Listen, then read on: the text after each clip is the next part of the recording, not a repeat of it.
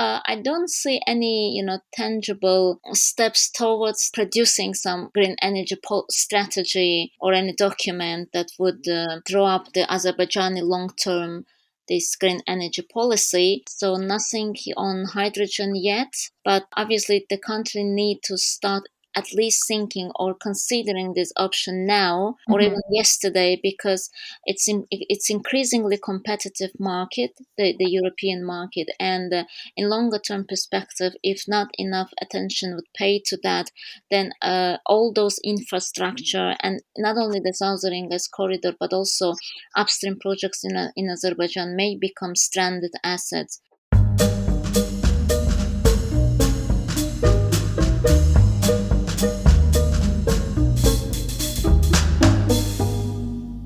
Welcome to Energy Vista, a podcast on energy issues, personal and professional trajectories. I'm your host, Leslie Palti-Guzman. In each episode of this podcast, we chat with energy experts from all around the world. We exchange on timely energy issues as well on their life experience. You will learn a lot whether you are an energy aficionado or a newbie. It's December 8, 2021, and time for a new Energy Vista episode. Today I'm exchanging with Gulmira Rzayeva, founder-director of Eurasia Analytics consulting company and a fellow at the Oxford Institute for Energy Studies. Gulmira worked for several years for the Center for Strategic Studies, a government think tank in Azerbaijan. She is based in London. Hi, Gulmira. Hi, Leslie. Thank you very much for joining the podcast, the Energy Vista podcast. We used to meet frequently at European energy conferences pre-COVID. I hope we'll cross again, but it's nice to hear your voice today. Well, it's my great pleasure. Thank you having me today. And yeah, I look forward to see you again in person at some occasion, some event. Yeah. So when thinking about the current European energy and gas crisis, European spot prices are back again to above $30 per million BTU this week. I cannot help recalling a piece that I wrote 7 years ago, actually in 2014, and it was called Don't Cry for the Nabucco Pipeline. And as a Caspian gas expert, like my first question to you is, has anything changed in the European gas market? Because when I wrote the piece, Europe, and it was 2014, so Russia had just invaded Ukraine or was about to invade, and Europe was concerned that Moscow would cut off gas deliveries to Ukraine, and we're in the same position again this year. Yeah. Europeans were feeling pressure from Russia on pricing and on lack of diversification of supply, and we're in the same situation this year. And so it was a winter, and Europeans were scratching their head and searching for alternative supplies. Of course, the market has evolved, and actually a big novelty is that Azerbaijan gas is flowing into Europe, but can Caspian gas and Azerbaijan gas can help out more? And if so, when? At one point we were discussing about the southern gas corridor that could eventually bring additional supply to Europe, even at one point from Turkmenistan, from Iraq, from Cyprus, from Israel. Has all those plans been abandoned, or or you think this current crisis could actually bring them back alive? Well, back then when Nabucco was initiated, it was completely different times and different market than it's now. A lot of things has changed, and obviously then the European market didn't need much extra gas. All the European decision makers were trying to do is just to diversify supply sources away from Russia, but it didn't necessarily mean that Europe needs extra volume of gas. So because all the gas that was needed for the European market actually was there, and even gas was abundant back then. But now the situation is different. We have gas shortage at the moment in the market. We have this price crisis, historically high crisis, higher prices, and usually in this time of the year when demand is picking, usually European consumers and traders, they would you know, close this difference in demand with LNG supplies, spot supplies, LNG spot supplies. But this is also apparently it's not that easy because all the LNG cargoes are redirected to the premium markets, which is Asian market. So obviously, the European market at the moment is in dire need of some extra volumes of gas, and preferably coming from a new sources, alternative sources via alternative routes. And the Southern Gas Corridor, by the way, the only project which is realized, the only project that would bring the Caspian gas to the western direction, realized so far, because all other projects, and including Turkmen gas that you mentioned, all remained just on the table at the discussion level, and didn't move any forward. And probably the Ismet gas is also the project that just didn't move forward beyond the discussions. So yeah, Azerbaijani gas, which is transported via the Southern Gas Corridor, would help a lot if and when, if the extra volume of gas would be available in the country. Mm. Unfortunately, everything. Uh, I mean, from gas coming from the Shah needs, both stage one and stage two, all have been contracted and sold on the paper, based on long-term contracts, and gas has started flowing to the European market last year. Mhm. So unfortunately, Azerbaijan doesn't have extra gas to export to the European market at the moment, right now, because you can't increase your production in one day, even in 1 month, or even probably a year would not be enough to Yeah. increase your production or to start production of gas from some other fields that currently Mm. under exploration or appraisal, or Yeah. maybe in a very early stage of development. So, do you think that current prices and the geopolitical need to diversify further supply could bring the momentum back again into producing more and investing more in Azerbaijan, or you think the window has passed? Well, yes and no. Yes, because this crisis, this year, showed that despite that the policy in line with energy transition, or the European energy policies directed to mainly into investment in renewable energy, in hydrogen, all types of hydrogen, and as International Energy Agency calls for stopping any investment in hydrocarbons from this year on.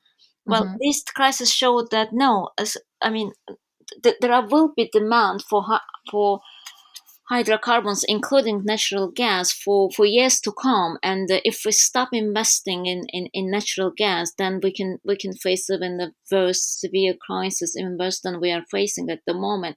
So that would make some, that would incentivize some companies to still continue investing in hydrocarbon. But on the other hand, given this energy transition policies, and Hmm. given that all those international financial institutions and banks stopped, actually most of them stopped lending money to the companies that want to invest in hydrocarbon developments, then it's going to be extremely difficult or almost impossible, and some countries divesting, companies Right. divesting from their hydrocarbon Hmm. projects, including in Azerbaijan, and including in Caspian region and elsewhere, actually.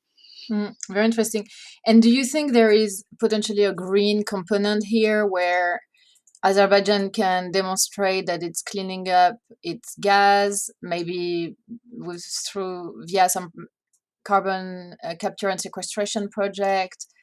Also, I would think that the Southern Gas Corridor, as a more recent pipeline, may have less methane leakage than older infrastructure from other countries. Are there already some quantification and monitoring of the greeningness of Azerbaijan gas coming into the European Union?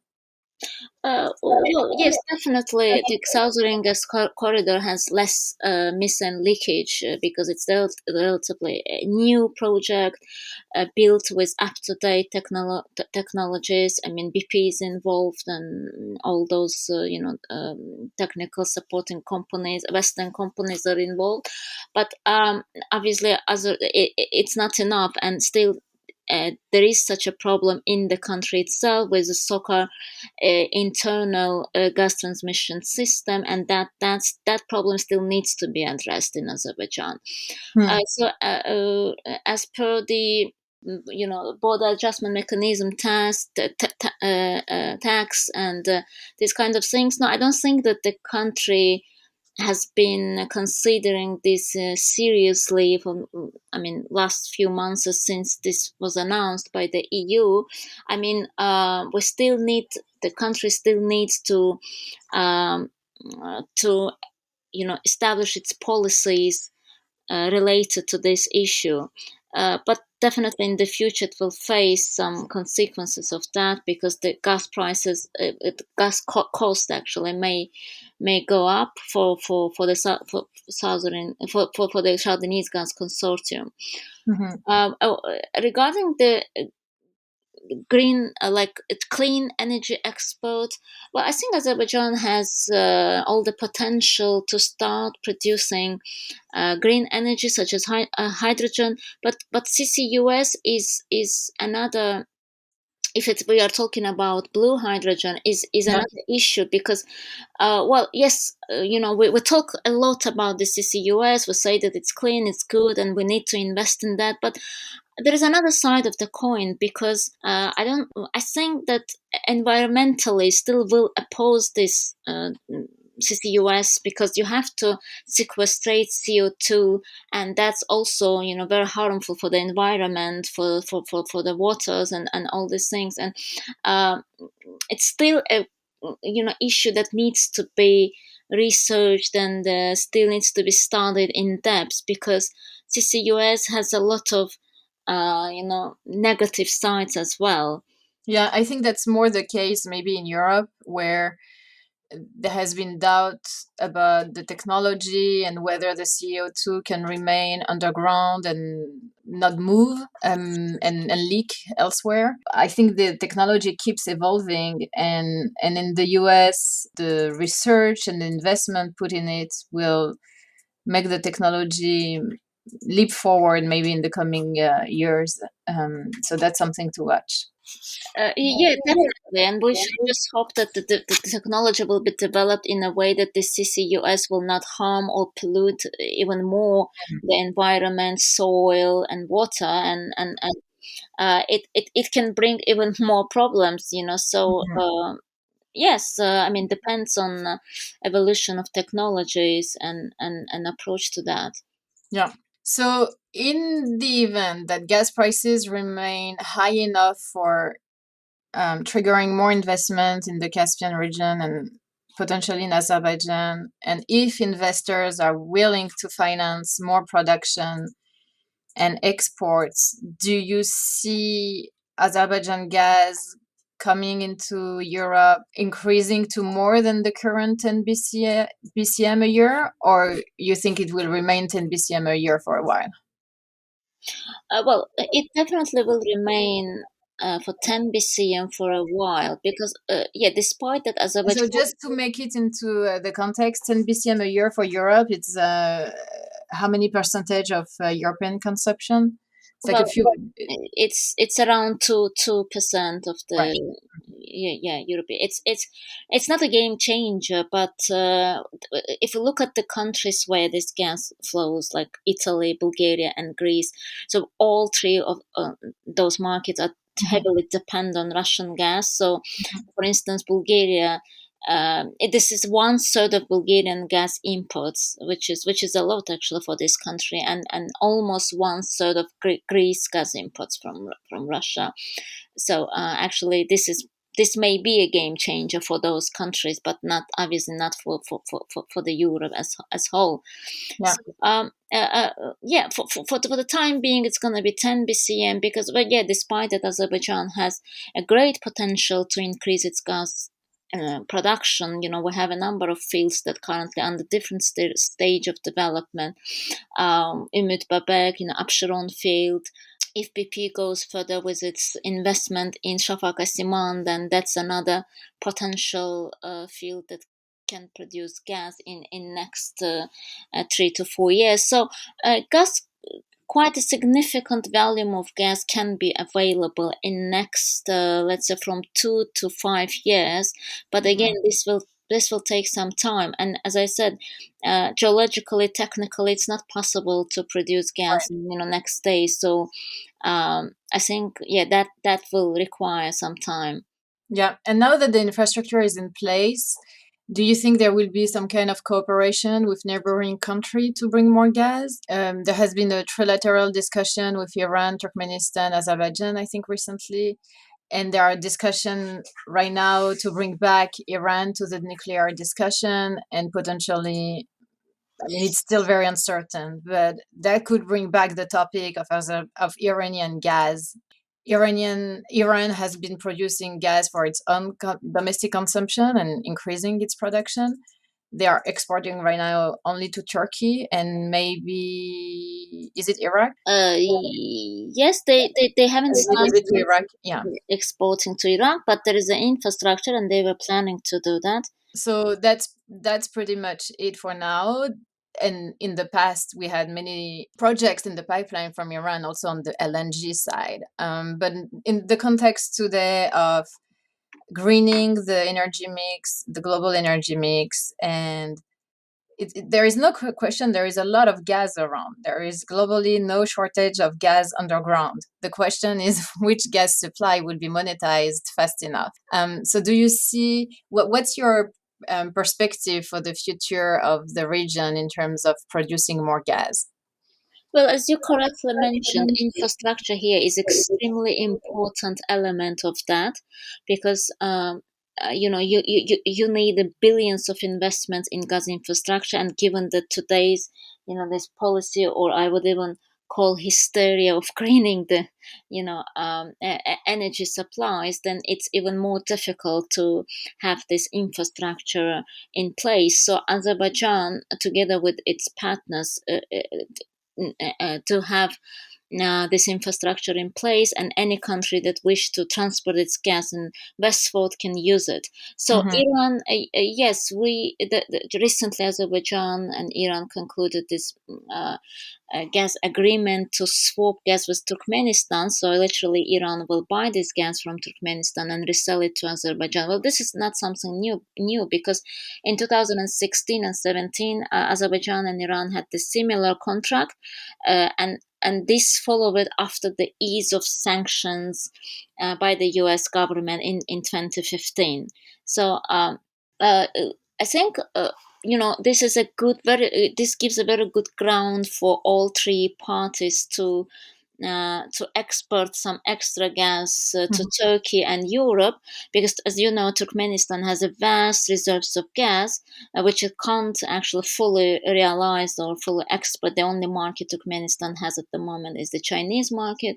Mm-hmm. And Iran obviously would want also to utilize its position as a potential natural gas transit country, and also its internal infrastructure. So Azerbaijan would want as well to become a transit country, and also gain some extra revenues from utilizing this at full capacity, the Southern Gas Corridor. So it's literally a win-win situation that all the parties can gain a lot, both Mm-hmm. financially, strategically, and also politically, geopolitically as well. I think, well, once Azerbaijan, meets all its demand for the domestic market, it can import some additional volumes of gas from Turkmenistan via Iran, because we don't have a direct infrastructure connecting Turkmenistan with Azerbaijan. The Caspian pipeline is not in place yet, so it can be done via Iran, and depending on how much gas Turkmenistan is able to sell. And apart from that, the most important, I think, element here is the price. What's going to be the price for the Turkmen gas? Then, if it's commercially viable, Azerbaijan can export this gas. But my understanding is that the price is lower than the market price, especially now, because given that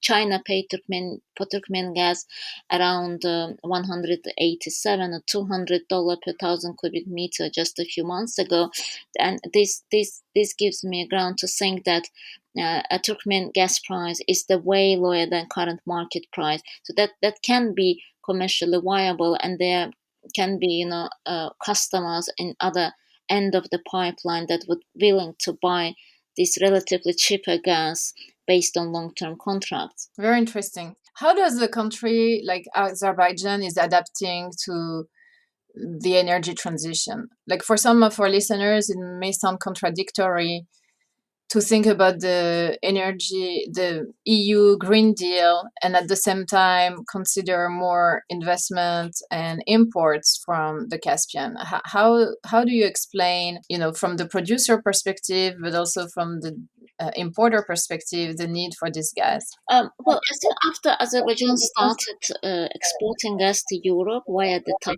pipeline, it needs to comply with the European this green energy policies, because yeah, as you know, with this market adjustment mechanism test, all the energy exporters need to meet that requirements after till 2026. It's on voluntary basis, and after 2026 that's going to be imposed on the countries that are exporting gas to Europe. So sooner or later, Azerbaijan and the partners, the foreign companies, IOCs that are working in Azerbaijan, needs to comply with that requirement, and that's going to happen because it's impossible to avoid it. Yeah. But if you're asking some other type of green energy that potentially could be exported to Europe, well, I don't see any tangible steps towards that, producing, like, even not only producing green energy but also producing some, let's say, green energy strategy or any document that would draw up the Azerbaijani long-term this green energy policy. But at least countries investing a lot in renewable energy such as wind and solar, so nothing on hydrogen yet. But obviously the country need to start at least thinking or considering this option now, or even yesterday, because it's increasingly competitive market, the European market, and in longer term perspective, if not enough attention would pay to that, then all those infrastructure, and not only the Southern Gas Corridor but also upstream projects in Azerbaijan, may become stranded assets in longer term perspective. Yeah, very interesting. So Gulmira, let's move to your personal trajectory.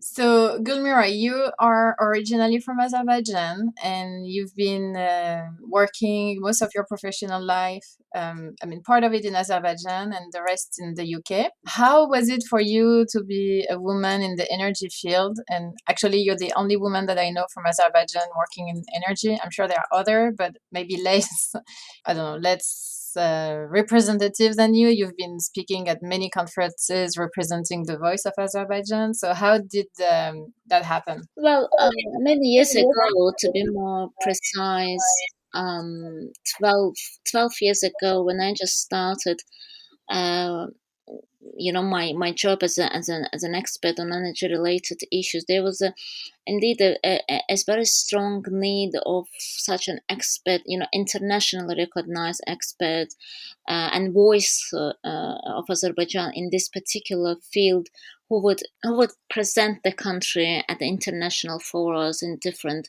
events, who would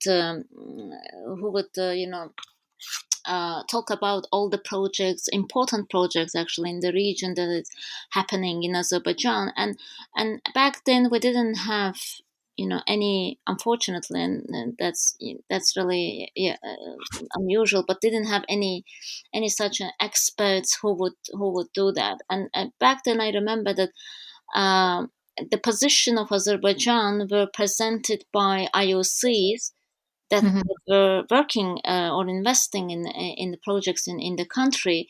And I thought that, well, this is not fair.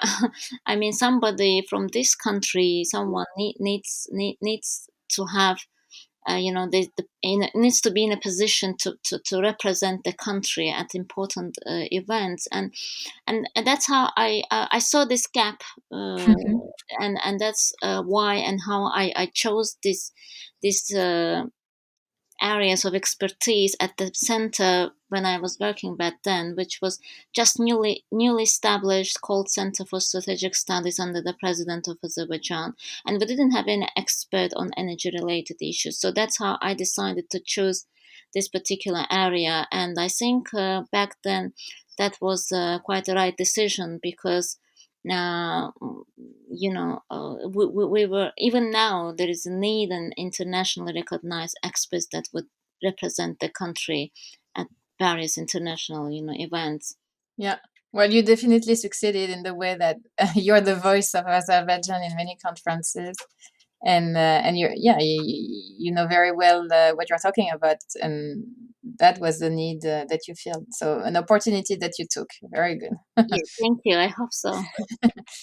And traditionally, I mean, we discussed that in the past, but it's a very man dominated field, the energy sector, but maybe even more in Azerbaijan. So I guess it was not always easy for you.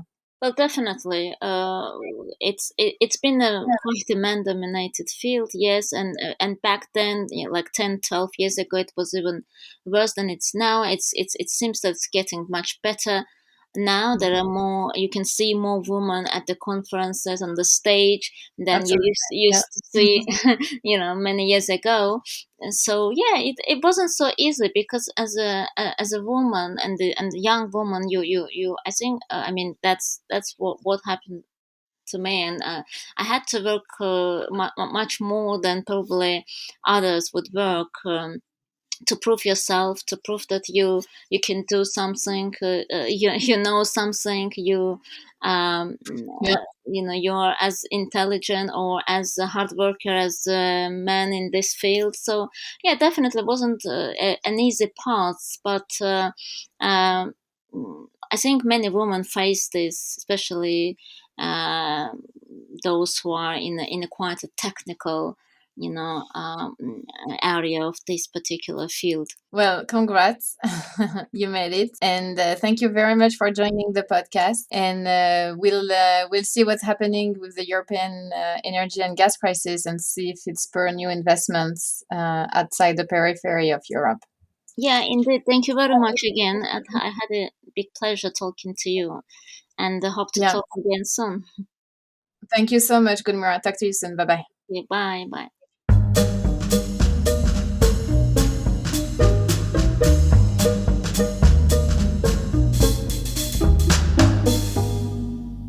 This episode was recorded on December 8, 2021. This is Leslie Palti-Guzman saying good day and good luck.